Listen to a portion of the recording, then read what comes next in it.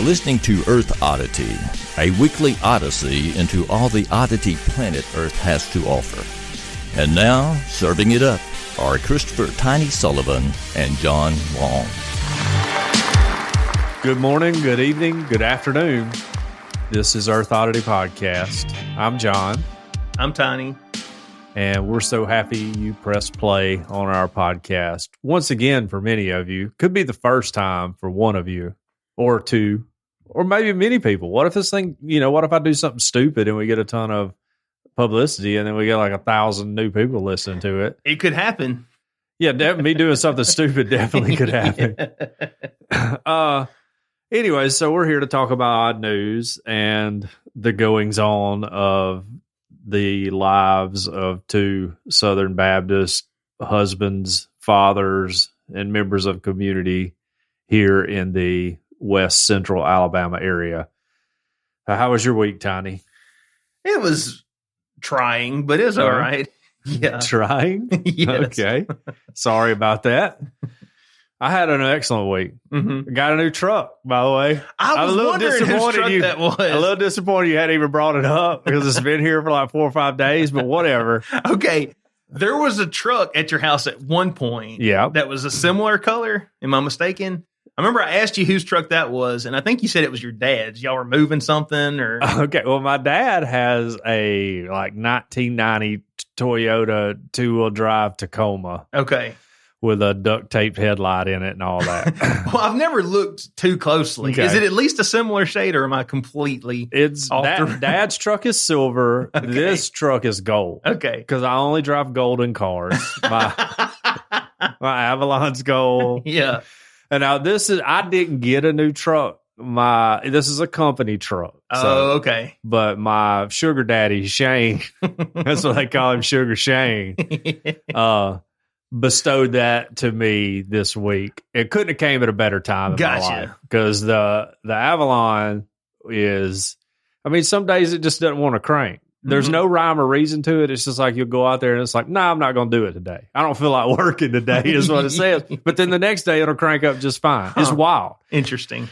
So we're going to send it to live on a nice farm in Fayette and be driven around there. Are you not going to put it on the curb with a free sign on it like everything else? No. Hey, speaking of which, I have a box spring if you need one. Okay. Got it in my garage and we'll be putting it out before the trash day. So if you want it, just let me know. All right.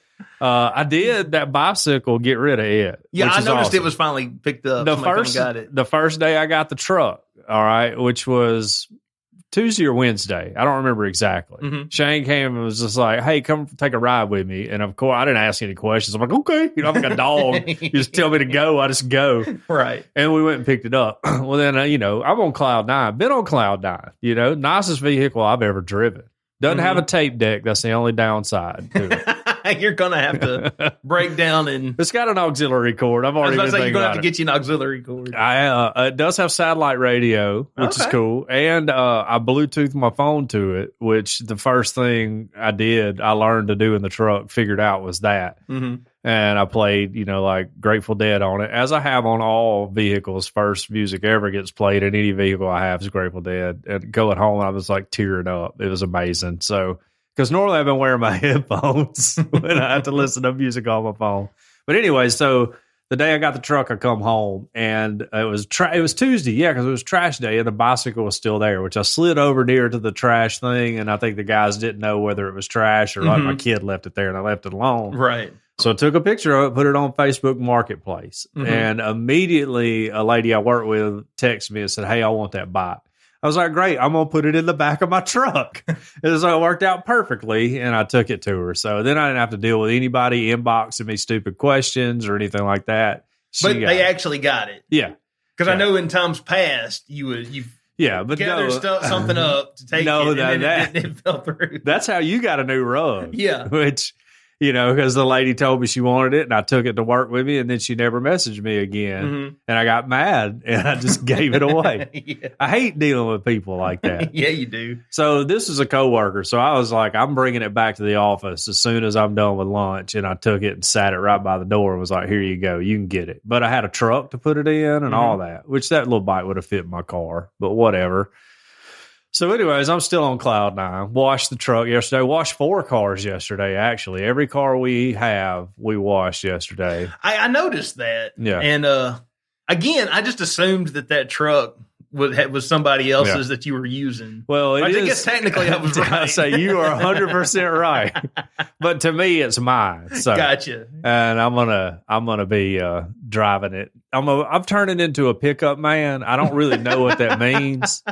Like, I feel like I need to get some cowboy boots or something like that, probably. Is this the first truck you've ever had? Yeah, the first truck I've ever owned. You managed to live in Alabama your whole life. That's right. And this is your first pickup I've always had a car. Your always life is fixing to get infinitely better. Is it? Yes. I hope so. I've always had access to trucks. Yeah. Like if I ever needed a truck, I could get one within the hour usually. But I've never bought one or owned one. So it didn't make much sense when we had little kids to get one, which is when we bought the Avalon because, you can't let kids ride in the back of the truck anymore. I know that stinks so bad. It's real bad. I understand in city limits and on busy roads, but old country roads, come on. Well, we'll eventually, I'm going to take it to Fayette. We'll ride around some dirt roads with the kids in the back. I just feel like every kid needs to experience that, right? Right. So I always have bought a car because you could put the kids in it. But this one's got a back seat that's big enough, which now we got so many cars in the driveway, we have to play car Jenga or car Tetris, yes. And we didn't put Deidre's car out of the garage behind the truck. So we had to take the truck to church this morning. And everybody fit in it just fine. Oh, good. Now, we didn't have a seatbelt, so Thomas had to go without one because I was like, you're the oldest. So you've lived the most. If anybody dies, it's got to be you. Yeah. He didn't ride in the back. We should have. We should have. But everybody fitted it great, so it's going to be perfect. I'm cloud nine. Nice. Still excited about it. Will be for quite a long time. Don't even know what all the buttons in it does yet. Slowly been learning in the book at night. I read through the user manual. You read the user manual? Yeah, I want to know what it does, man. This thing, it's tiny. It's sharp. You need to come look at it. It's got everything. It has all the bells and whistles 2011 had available. Okay. 2011 had a lot of bells and whistles. Look, I know. It's got Bluetooth. I can take phone calls in my car without picking it up. I didn't even know that world existed until this week. I'm currently driving a Ford F-150 that was my dad's. Yeah. And I really like it a lot too, but I think it was a 2000. Maybe a 2000. Right. It's been a minute. Well, so. I'm a Ford F-150 man too. Yeah. So me and you together, we can get we have a very distinguished taste in automobiles. Exactly. Most people don't understand the luxury that men like you and I are accustomed to. Well, I'm kidding. I'm not kidding. This truck is luxurious. Right. It's doggone nice. So I feel like if I were to pull up at a Walmart parking lot on a Saturday night, people would be like, man, that dude's sure enough got a truck right there. Yeah. No, that's pretty awesome. You'd be going home with all the redneck women. Probably, yeah. I know. Deidre, she wanted to drive it the other day. She was like, let me drive. I was like, no, can't. You're not on the insurance. That's exactly what I said. I was like, you're not on company insurance. I will be the only person ever driving this truck in this family. So I don't care how short them Confederate flag Daisy Dukes are. She was a little disappointed it didn't have a bench seat in the front, so she could get right on over next to me. Yeah. That was the only downside. I may see if I can aftermarket find one that'll fit in there. Mine's got a bench seat. Okay. It's nice. Maybe you can take her for a ride in mine. I'm not on your insurance. It's a horrible idea. Look, I hope the suspension's good on it. That's all I'm saying. So anyways, that's the big news in my life. Okay. Other than my kids are all home for summer and they have decimated all the food we have in the house, and we're going to lock the pantry. So we talked about that in Sunday school. We did, yes. Well, shout out to Tiny, taught Sunday school this morning. Didn't go to worship. Didn't know. Skipped out on worship service. And then I think forgot he had to teach. Is that the case? No, for some reason, I was counting on my father-in-law going over. Okay. On his sermon. Yeah. And then when that didn't happen and you text me, I was like, oh, I got to go now. Well, so like immediately after church, after the sermon, like Brother Allen's like, peace be to you or whatever the benediction was. Right. Nicholas walks up and goes, have you seen Tiny? And I'm like, no, Tiny's a grown man. I don't really keep up with him. And he's like, oh, well, I don't see him anywhere. I've texted Tara. And I'm like, and I hadn't heard back from her. Don't act like you didn't love an opportunity to text my wife. So I was like, yeah, but I don't know where he is. Whatever. I'm not really worried about Tiny. And so then we went up there and sat down, but he was worrying me to death. That's the only reason I texted you. And to me, I was like, look, guys, it's free Sunday. If Tiny doesn't show up, we can get out of here early. Teacher's pet Nicholas. He had to fix it. He was like, well, John, if you have to teach, I offered to help Tiny so I can help you. And I'm like, I'm not teaching, man. No, I'm not teaching at all. We got to get to odd news, but just briefly. Yeah. Nick, I'll say this. I don't feel threatened by him. Sure. But he thinks he and my wife are far closer than they actually are. I got you. If that makes sense. Yeah. No, I know. He, after every Sunday, he's got to hang around and talk to her. Yeah. And I heard him one day tell his little crony, John, he was like, hey, we can't leave yet because Tara will want to talk to me. So. Oh, Tiny. And he sends her Facebook messages and stuff. For real? For real.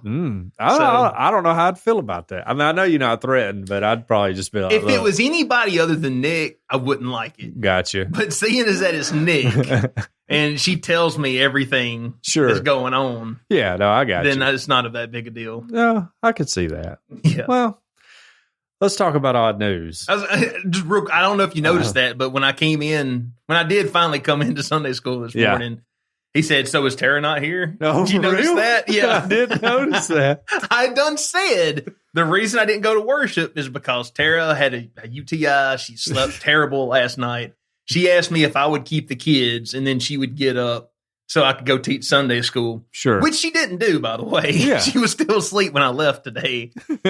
And then I told y'all that. And he's like, so is she not here? Dang. I bet he sent her 2 messages already. Probably. Asking if she's okay. Tiny said you were sick. I don't know how I'd feel about that. I really don't. Luckily, he don't mess with Deidre too much. Yeah. Well, something tells me that Deidre wouldn't talk to him. Yeah. Whereas Tara's really nice. No, Tara's too nice. And so that's why he probably... That's probably why they talk, is because she talks back to him. Definitely. Yeah. No, that's 100% it. You got to Tara that she's got to be meaner. Nothing wrong with being mean to people, right? That's the Christian thing to do. What would Jesus do? What would Jesus do? He was mean sometimes. He hurt people's feelings. Right. So there we go. Well, what we got about odd news? Let's get into it. Well, I got a story about bidets. People know how near and dear bidets are to my rear, near and dear to my rear. Did you get that one hooked up? No, I haven't got it yet. I haven't got it yet. Okay. Fingers crossed, Father's Day present. I don't know though. Fingers crossed though. All right. Also got a story about North Korea. We all love North Korea. And then another story out of Texas, a Texas man story. So, all right. What about you? I have a story about a Satanist. Okay. I have a story about a man being killed by a dinosaur. Okay. But I wanted to start with this one. John, I know you're married, and I know you're happy. Sure. And I would never want to bust that up for Deidre's sake. Yeah. But I do think I found your true soulmate. Okay. This week. Headline here from the New York Post. Virginia woman transforms her home into a McDonald's shrine. Oh, I'd like to see a picture. of her. I don't care about the shrine. Yeah. She's loving it, maybe a little too much. A lifelong McDonald's fan has turned her home into a shrine to the fast food chain, complete with its iconic golden arches and